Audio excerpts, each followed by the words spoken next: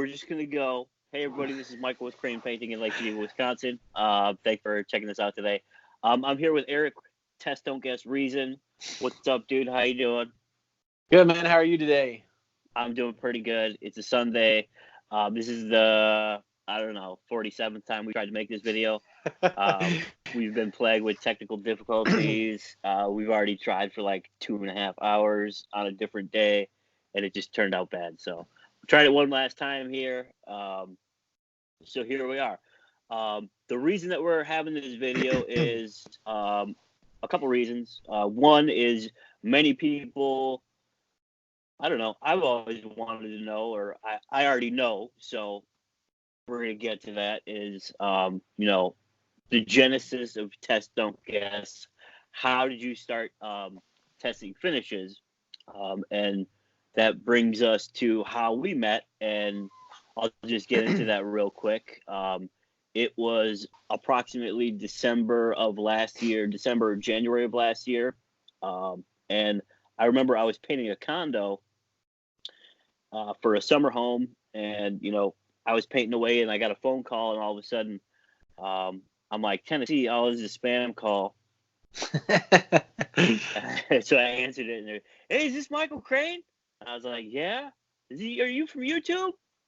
I mean, yeah, I got a YouTube video up there. It's about refinishing cabinets, right? And I was like, yeah. Did you use the general finishes? Yeah. Did you have an issue with it? And I said, I actually did have an issue with the black poly. And that's how me and Eric met. And we talked for, I don't know, about an hour and a half, something like that day. And I remember my guy that was painting with me is like, who the hell are you talking to for this long? I was like, it's a finisher. Dude called me up from YouTube. No one ever does this. It's amazing. So that's how we met. So I just wanted to, a lot of people, I know you've been asked why you don't talk about general finishes. So I know you won't post this on your channel because you won't do it. So I figured let's just have it out here and get it out in the open. All right. So a lot of people want to know why I haven't done any general finishes videos. And the reason is because about 7 years ago, I had used the poly on a project, and I had blushing issues on it. And essentially, what happened was this was in the midst of me really kind of getting into water base as well. This was like really kind of my first job in foray into water base. Besides, I had shot some of their high performance and stuff on some little projects, and it worked out. But this was actual, cabinet job for a really good client. And they were telling, I was like, I'm going to use this water base. And they're like, yeah, cool. The guy was he did mud flaps for 18 wheelers. He had a business that did that, and he had just retired, and he had talked about that in his business he had seen a lot of companies have to switch over to water-based waterborne because of the VOC regulation. So I was essentially switching over because I kind of thought that where we would be today is we would kind of be without solvent finishes. That was sort of like the word on the streets, it's all going to die. The world's going to come to an end. So I thought, let's take a look at this and let's try it. So I called General Finishes, and I had a local supplier that actually supplied General Finishes, which is HDH, which I still use. Excuse me. And so I went down there. Actually, I'm sorry. I called General Finishes, and I said, okay, I've got a set of cabinets. They're going to be all maple. What should I use? So their recommendation was to use a black undercoater. I don't know if they still have that or not, but that was sort of like the primer. Okay.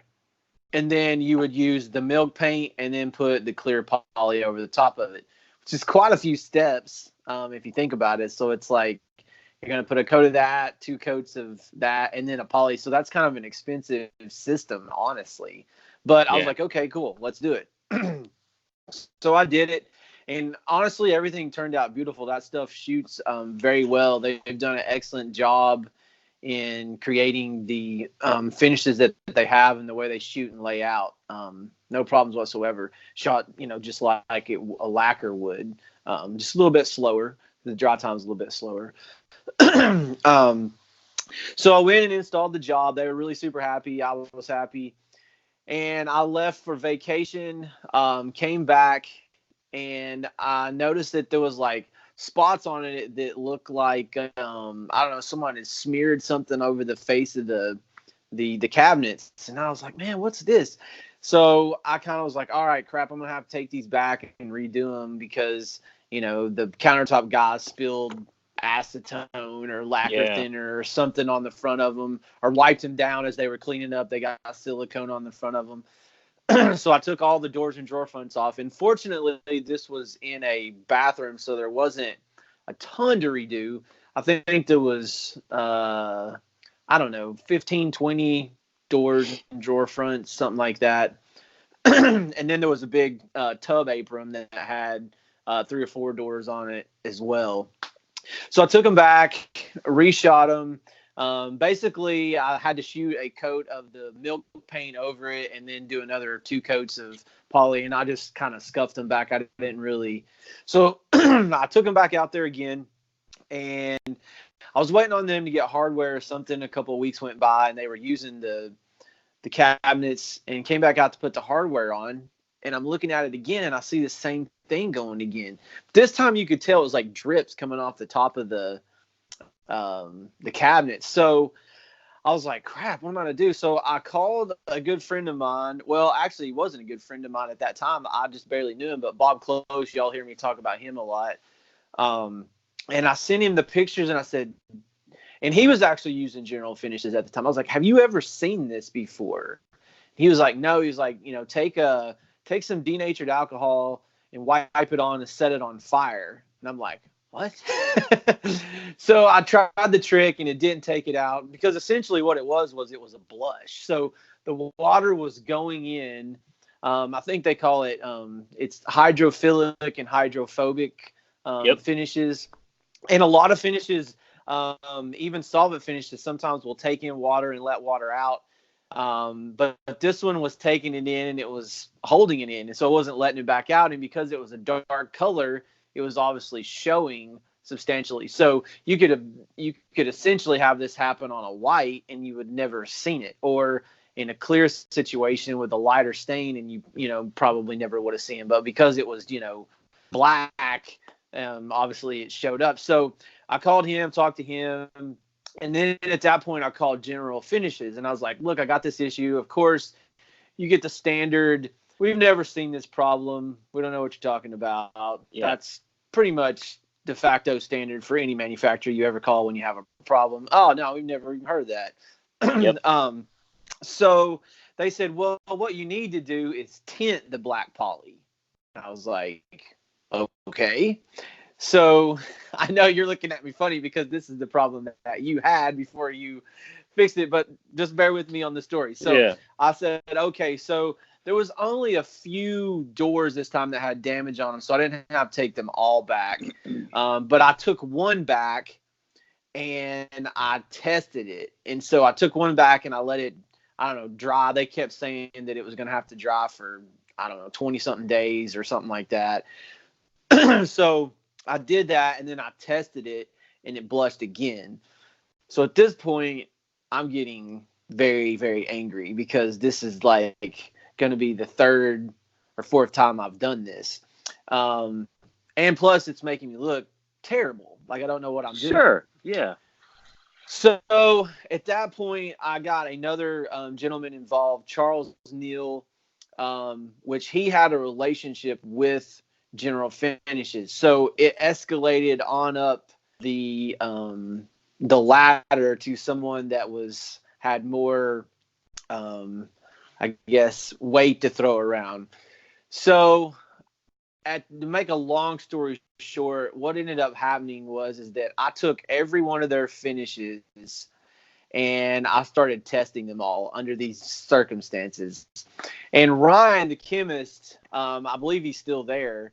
Yeah, he's a real nice guy. Yeah, and I want to say on his behalf, like, he was awesome. He really worked. We talked a lot. He even brought up some of the issues at a forum or something that he was at and said, we really should look at testing some of these finishes in a different way, especially on dark colors, because they're going to show the issues. And everyone just kind of blew him off at the time too. It's like, well, we've always done it this way, because generally the standard is, even with a lot of, like, when somebody sends something in, they'll just test it on a piece of maple, clear white maple. Okay, so that type of finish is going to show less defects than probably anything. That's why you always see me try to test things on dark colors, so that it shows up, because if you're going to have an issue, that's when it's going to show up. And that's why I always recommend clear coating over dark colors, because it's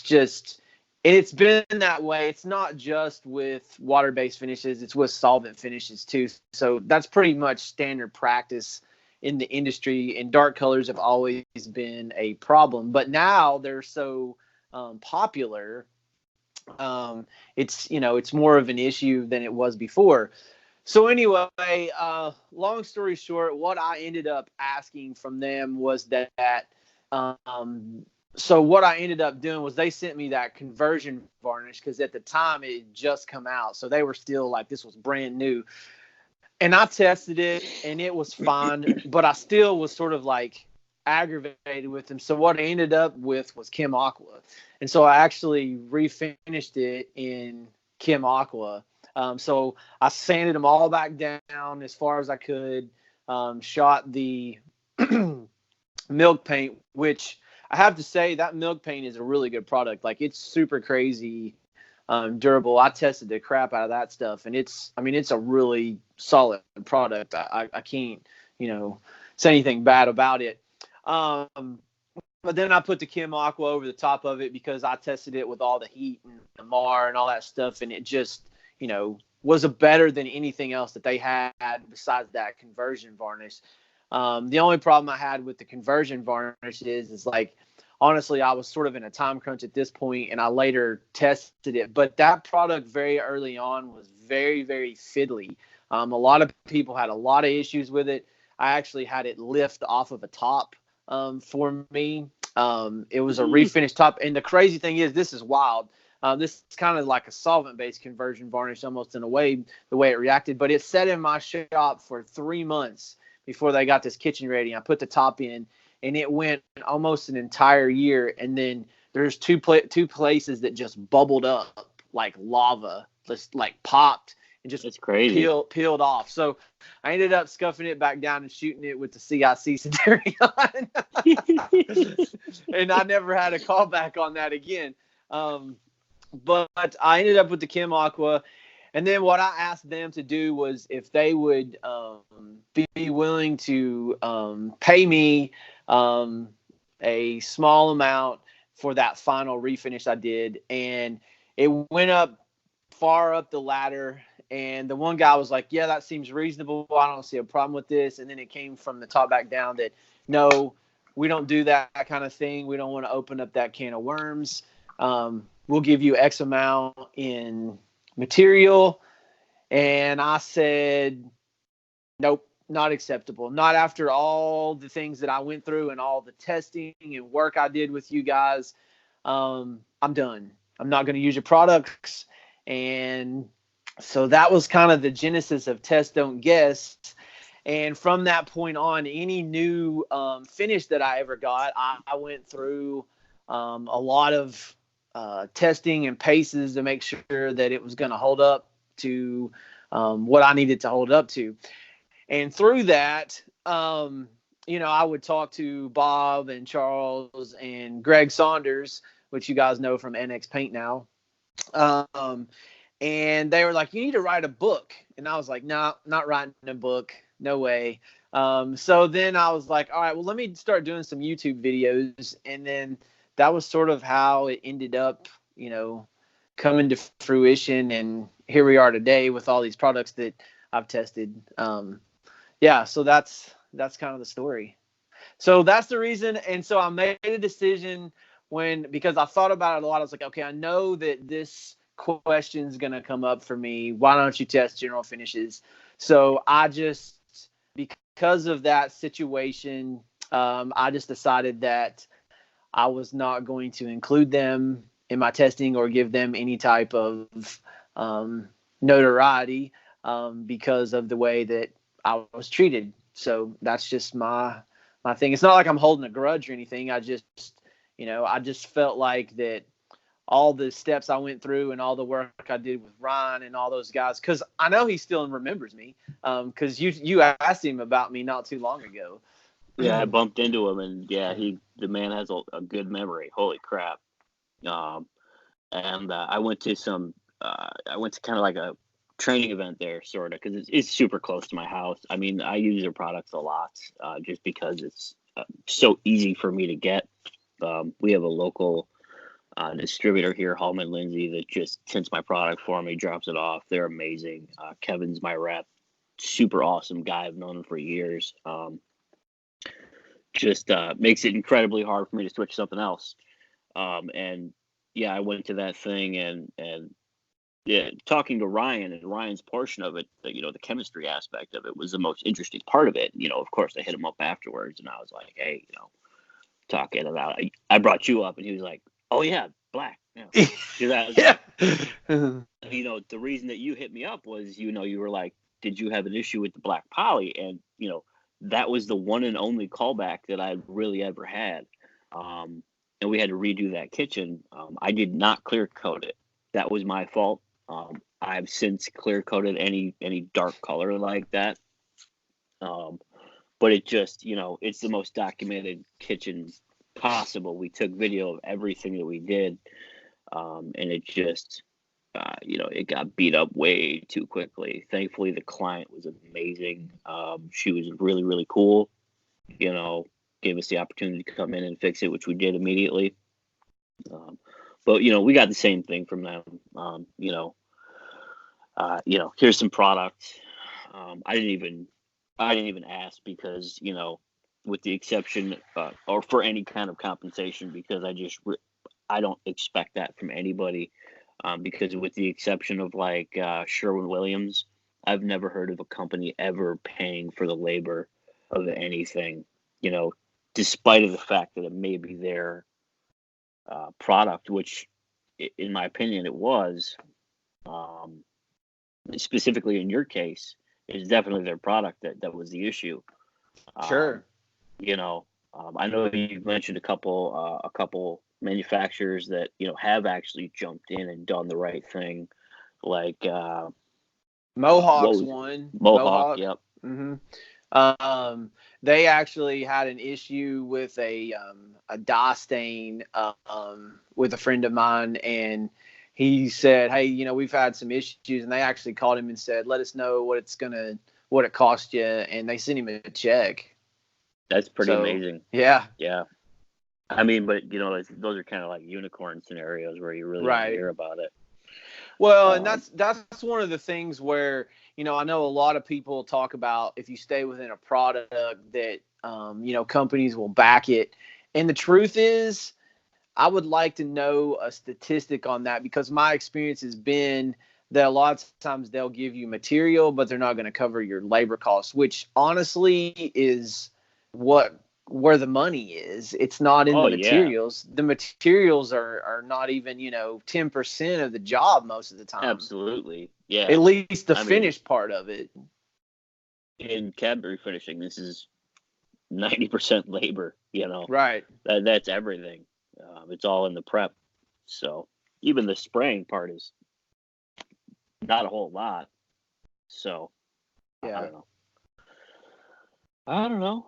So anyway, so the reason why I originally reached out to you is because when I was testing this stuff, I was curious to see if they had done anything about that problem, because, and I kind of have a little bit different perspective now than I did then. I was probably a lot more angry than I would be now, because I ultimately feel like it is my responsibility to test the product before I put it out there. At least that's the way that I am now. And that's the reason why I always at the end of my videos, test, don't guess, because just because, it worked under my conditions and my scenarios, I will always tell people to do their own testing. I just got an email from a guy. He wants to know whether or not he should use the 643 primer or the vinyl sealer.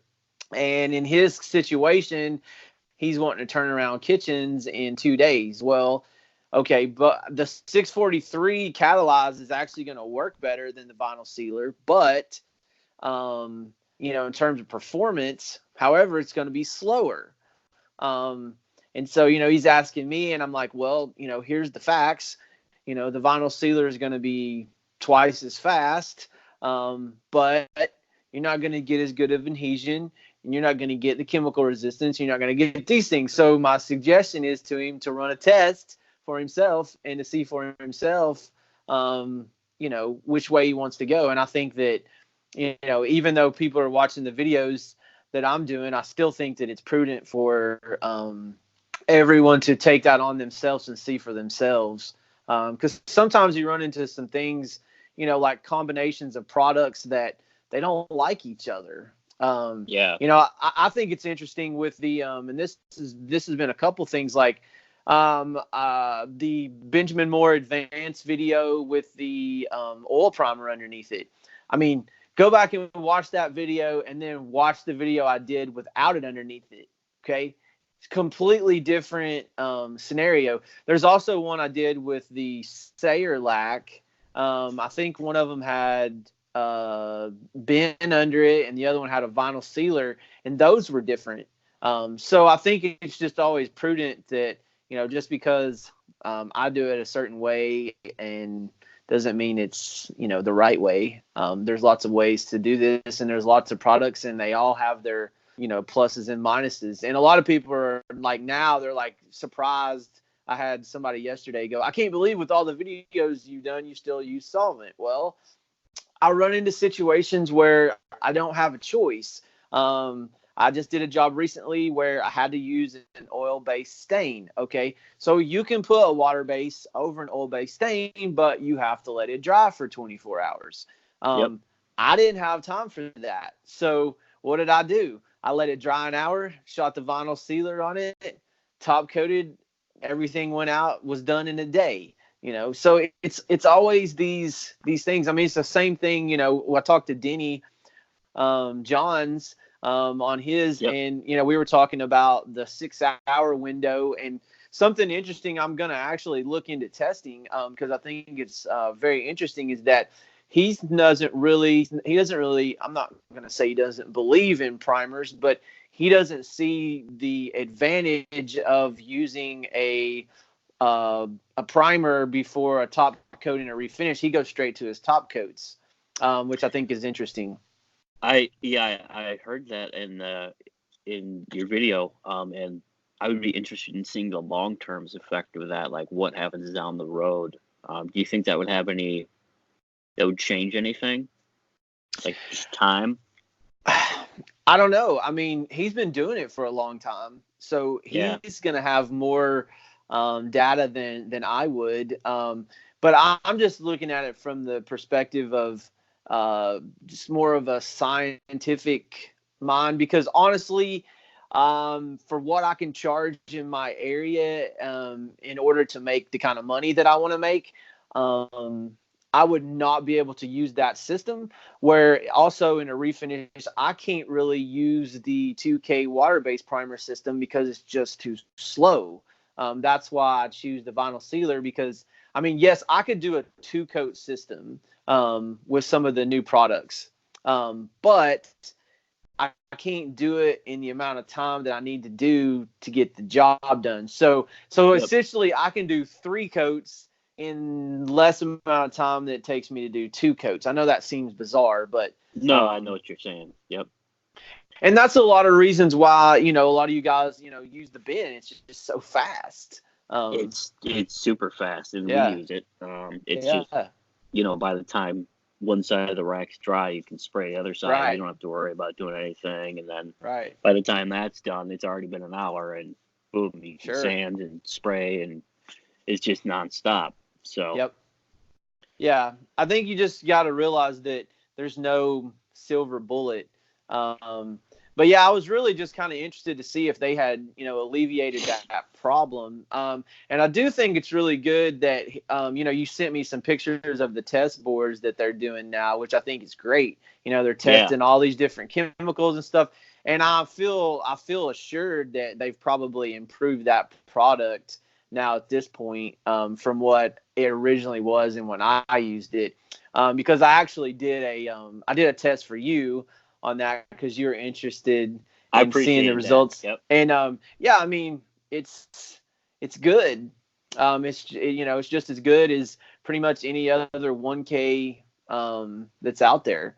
Yep. So yeah, I don't know about the dark color situation, but I think that's universal amongst all of them. The only ones that seem like that they do better are the European products, but there's been no American manufacturer that I've seen. Now, some people have been talking that they've done something to the Chem Aqua recently, and that it's taken heavier tint loads better. But so they I don't updated know. their computer system at least. I've heard that in the industrial stores, which we don't have any locally, clearly. There's one about an hour away, and I can never get my hands on anything.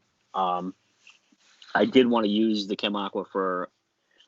We're doing a Van Dusen blue, which is a Benjamin Moore color. It's a real deep blue, and my local store just could not tint it. They said the industrial store most likely could have. I would be interested in trying that out, but unfortunately, with Sherwin-Williams, again, most people in Sherwin-Williams stores, from what I've heard across the country, is most people don't even know what Chem Aqua is if you go into a Sherwin-Williams store. Right. And then, the other ones are, oh, you got to go to an industrial store. If somebody talks to their rep, they're like, well, you got to buy it in a 5-gallon bucket. Right. They really don't want to deal with it. Right. And, that brings us to the point that you've been saying, is that these American manufacturers really need to step their game up if they want to compete with the Italian manufacturers that are really aggressively marketing to refinishers. Yeah. And going after our business, because that is a fact. I don't know how many people you've had send product to, or send you product to test. I know you've bought a whole lot of, or all your stuff that you spray, but I mean, we've had a whole lot of people send products out to test, and it's fantastic product. I definitely am looking forward to trying out the Molessi 1K. Metro Hardwoods Chicago is going to be.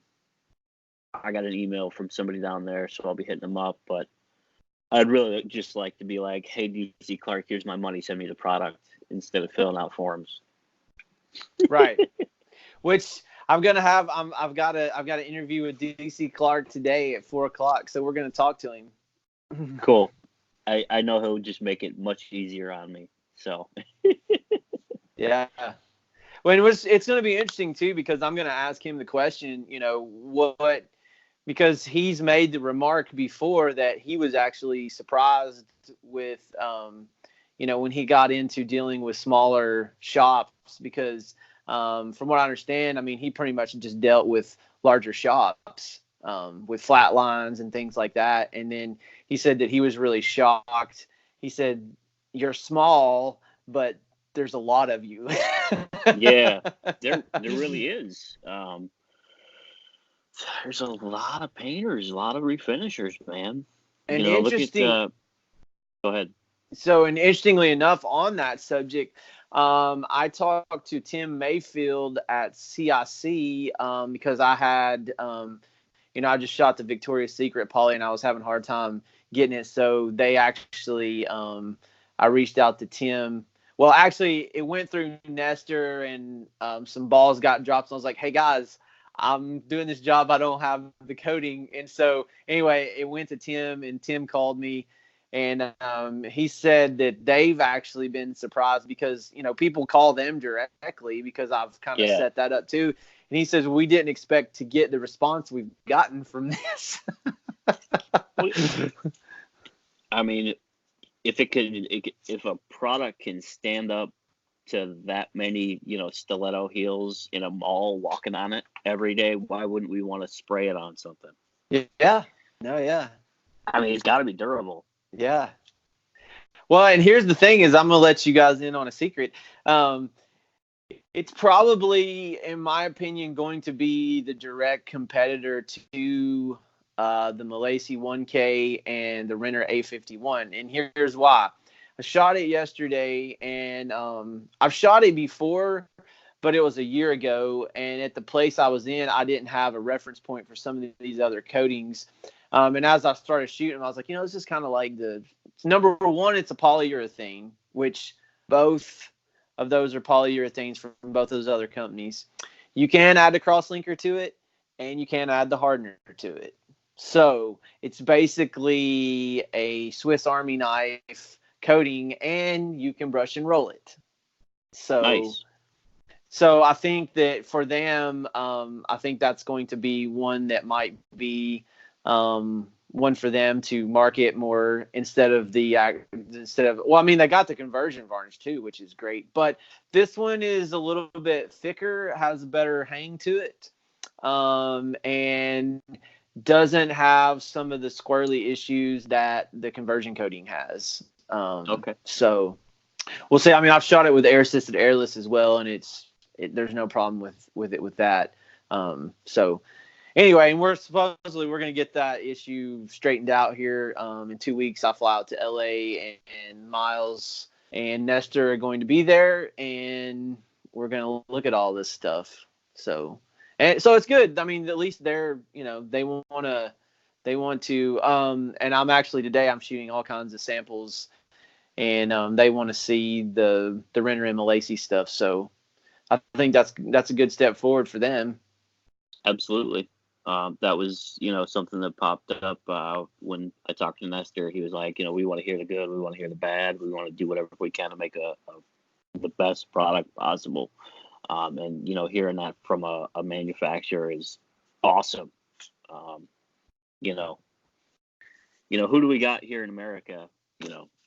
Sherwin-Williams, ML Campbell, which Sherwin-Williams owns ML Right. Campbell. Who else do we have? I mean, that's pretty much it. You have Axel Nobel. General Finishes, Axel, Agsco Nobel, Exalta. Yeah, Exalta. To be honest with you, that I think they've rebranded the name of that, but Justin De Palma, which I was on his podcast Against the Grain. If you guys haven't ever listened to that, it's a good listen because they asked me a lot of questions about the testing that I did, and I talked a lot about CIC stuff. Of course, I have the interview with Nestor, which has a lot of the same information in it, but General Finish has really been the only one that's marketed to the smaller shops. But what I end up seeing is like guys use it, and then they're like, I'm looking for something a little bit better.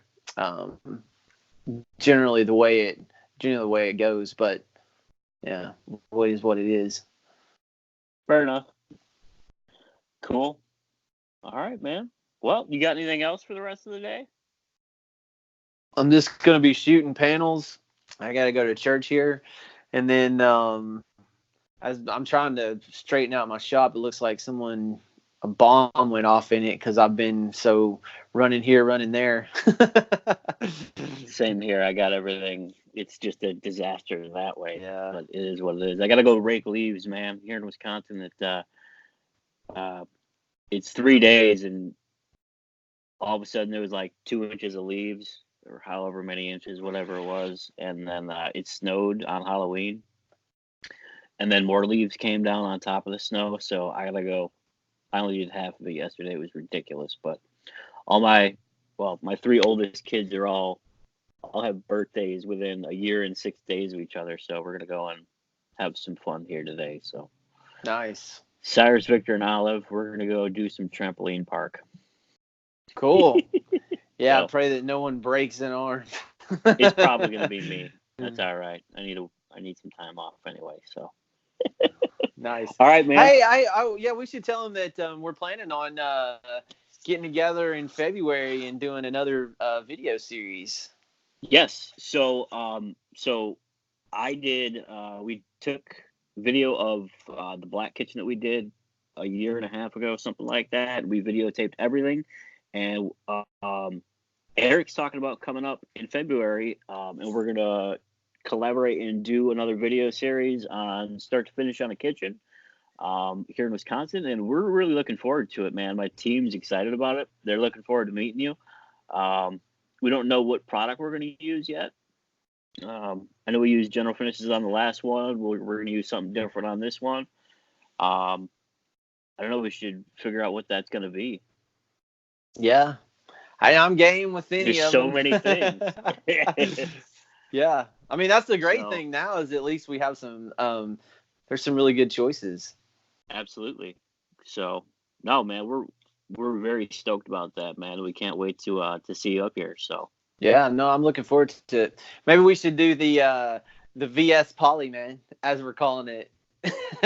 I mean, so you're always pushing making cabinets sexy. That really would be the. Oh yeah, I forgot. I haven't used that. I haven't used that hashtag, in a bit.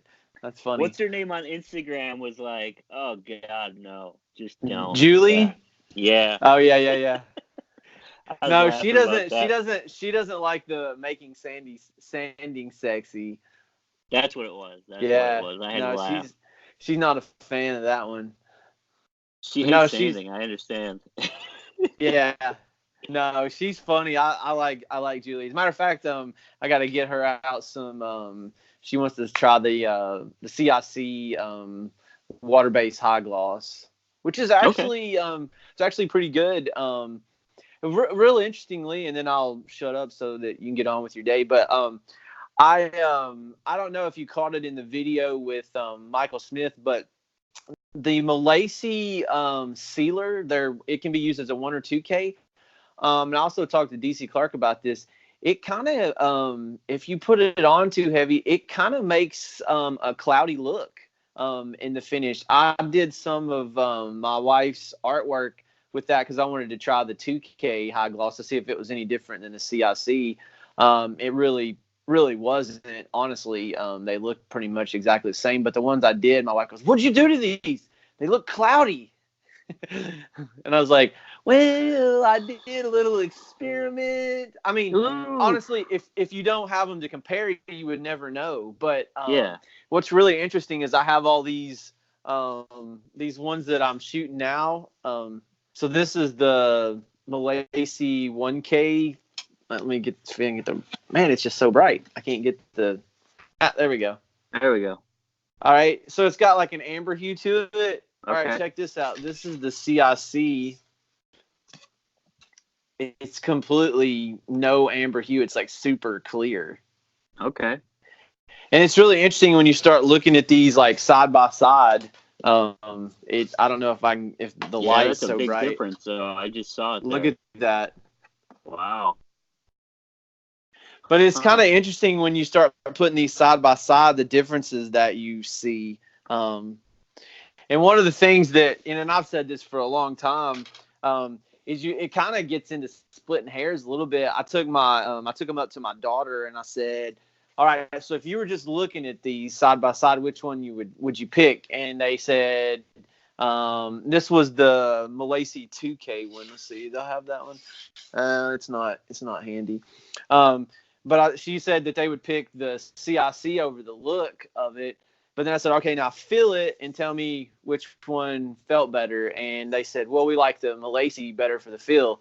And I said, and my daughter, she's 9 years old. She goes, if you just put those two together, you'd have the perfect coating. Yeah. There you go. So, but it's going to be interesting. I'm actually going to take these I'm sending these out to LA, and I'm going to have a bunch of different finishers. We're just going to set them up and do a blind test. And I'm going to shoot I'm going to shoot a solvent-based conversion varnish, and I'm going to shoot a pre-cat. We're going to line them all up, and I want to see what people say about them. We're just going to do a little test on that, see if people can tell the difference, and see what they like and dislike. It should be interesting. Yeah, these will be cool. I look forward to the videos, man. Yeah. And I hope your chalk paint debacle has died down. Oh my gosh, dude. Hey, you know what? I got to give them credit. They are passionate about what they do, and to a blinding fault. Yes, It's they are. But I'll tell you what. I'll tell you what has been interesting, man. I didn't attack anybody, and I just said, listen, I'll be glad to send you a door. You can do your magic, send it back to me, and I'll test it under the same conditions. And I actually have had a couple people turn around and go watch some of my videos and say, where I can we get saw some that. of these products? Because we I saw might have that. changed our minds. I was amazed. I couldn't believe it, man. I was like, wow, that's amazing. So, And you know, honestly, my issue with it, and also I think a lot of them don't know that there are products on the market now that you can get that same look with the zero sheen stuff. yeah. You know, and even some of the like the Sayerlac like 5 sheen, you could get that same look. The biggest thing with that is like it's not so much I wasn't expecting the chemical resistance or anything to be good on it because it's not mixed with any clear or anything. And listen, wax has been around for forever. I mean, it's basically just gives you the feel of it, and that, you know, that's it. It's, you know, a little bit of Doesn't do water. anything. It Yeah. doesn't really do anything. A little bit of water protection, but beyond that, that's not it. And it's going to dry out, and you got to keep applying it. So yeah, it's. But what was scary, in my opinion, was that, you know, I figured, yeah, it's going to scrape off if you don't prep it. But then when I actually prepped it and then it scraped off, I was like, geez, that's just kind of scary. I mean, there's latex paints on the market that will stick better than that, you know? I Yep. mean, I've never really ever seen that. I've really thought that, you know, it's going to stick and this will be like the difference. And maybe some of these people will start prepping. But then after I saw that, I was like, you know what? I wouldn't even use this ever. Yeah. No, that was the best part for me. You're like, nope, not for anything. This is No no. go. This is a No. big no. I So, mean, maybe if it's something that like sat on the shelf and never got touched, but like as a professional, there's no way if it's not going to stick to a sanded surface. And funny enough, I thought they were kidding, but somebody told me they put it on raw wood and it was the same way, and that it yeah. failed miserably. So I don't know. It's just not good. And I really feel bad for, you know, people that do it. And, you know, I've seen, there was a couple people send me some of those videos of people like, you know, they had it on a cabinet that never got touched. And yeah, obviously it's going to be fine. But anywhere there's water or wear areas, I think there was one lady, she had like, I don't know, 1 million views or something on it. And she said that if you don't, she has to touch it up like every 6 months and reapply the Yeah. wax. And if she Yep. doesn't, that it's going to, you know, chip off and all that sort of stuff. But like, I mean, legit, like if you're a professional, how are you going to tell somebody that, yeah, we'll put this on and we're going to charge you the same amount of money that we're going to charge you to put on an industrial wood coating, and they're going to be cool with that every 6 months or 3 months or whatever it is? Like, no way. Yeah. Absolutely no way. Yep. If not, if you Uh, guys have customers like that, I want them because they'd be really easy to please. yeah. Oh man. Yeah, it was crazy. Thanks for making that video, dude. I was glad you made it. We got the Wild Owl stuff now. We'll see. I think that one's going to be better. I do. I Yeah, think that one's we'll going to be see what better. happens with it. Yeah. I know. We'll see what happens with it. I know it's they're very vehement about it as well. So see what it does. Yeah. Hey, you know, look, keep an open mind. I Yep. got to go on there. I'll tell you what I am going to make sure that I do is, which is basically what I really did with the Annie Sloan stuff. Like, they were like, well, you didn't do it right. I was like, look, I went to the website and I watched Annie Sloan put this door, and she just slapping the paint on it and was like, put a coat of wax on it and call it good. That's what I did. Yep. And then you had 20,000 people come out with their claws out going, well, you should have used the primer, and you should. I was like, hold on, time out. This is not in the directions. There was nothing in the data sheets or anything on this. It was Andy Sloan said put it on, so that's what I did. Yep. So we'll shoot you over the TDS sheets. I know I got them. Yeah. So, but and the other thing is like for me with what I do, if it's not going to work within the time frames that are generally accepted in our industry, like, I mean, who's really gonna want to use it, you know? Yeah, nobody. So, but I'm just doing this as a public service to the kitchen cabinet painting experts, so that when these people come in and get so like nasty, like we can be like, look, we tested it. Go deal with Eric. Yeah. So, and that was really my reasoning behind it, is because, you know, these people come in and they're always retailers. You know, they're invested in the product, and they sell the product, and they're private messaging people and saying, oh, you can just do this. Just slap a coat of paint on. And it's like, man, stop. You know, please stop. And you just want that to stop. Well, I honestly did not want to do the video, and I was like, I can't believe I'm doing this. But I actually got a pretty positive response from a lot of people, a lot of other finishers, because they were like, thank you. Now when someone asks me, I can go show them this video. Yeah, dude. So actually, I think it was a good thing to do it, even though like I was like, I do not want to do this video. We all appreciate it, man. Thank you very much. So we're gonna deal with the Wild Owl people as well, you know. But I'm actually expecting this one to perform much better. Yep. I think it'll do much better too. So, but we'll see. We can have I can deal with them for 3 days. All right, dude. Well, thank you very much, sir. I'm going to jump on some trampolines. All right. And play some laser tag. All right. Sounds awesome, dude. It should be fun. Hopefully I survive. All right, man. Well, we'll catch you later, man. All right. Peace out, Eric. All right, Have a good day. Bye-bye. All right. Bye.